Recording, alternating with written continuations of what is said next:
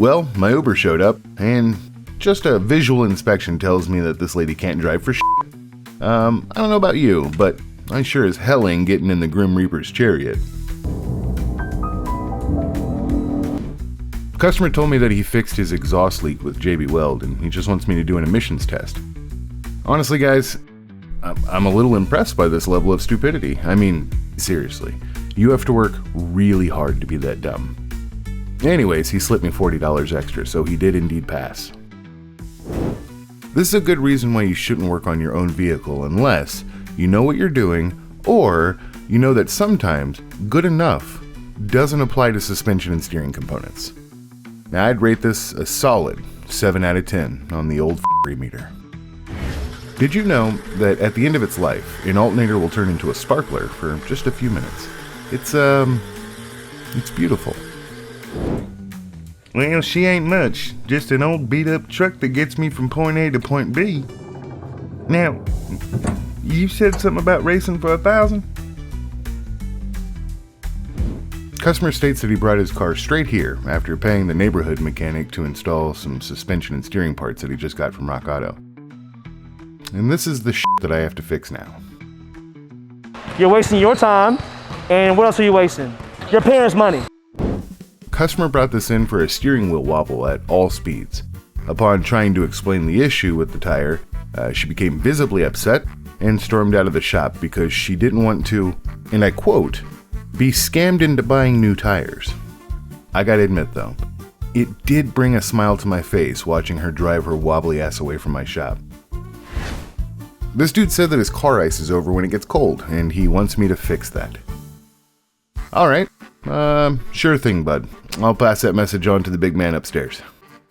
My beloved child, of course I can honor your request, but it shall cost thee $59.99 plus labor, and lo, I offer no warranty to thee. Mechanic hack number 671. You got a hole in your muffler? It ain't nothing some expanded foam and an old license plate won't fix. Get to it, skit! This customer brought their car to a shop in Canada, telling the mechanics that his car's been overheating and acting up a little. Turns out, it was a little bit more of an issue than he thought, because within about 10 minutes, his car just decided to say f*** it and caught fire. Oh, my ozone. Sure, wire coat hangers are useful, but hear me out. They won't fix your sway bar mount rusting completely away from your vehicle. For everyone's safety, please stop working on your own car. Thank you. Hey, let's take a quick second to thank the sponsor of today's video, realtruck.com. They sent me this undercover swing case, and it's quickly become one of my favorite truck upgrades.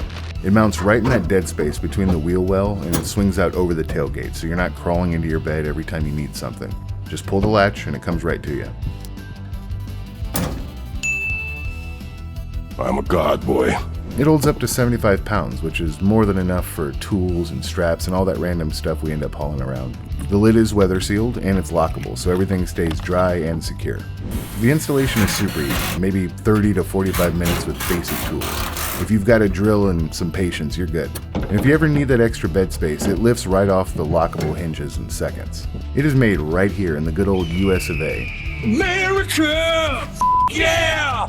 And Real Truck backs it with a 1-year warranty. They also offer guaranteed fitment, 30-day returns, and even financing if you're trying to build out that dream setup.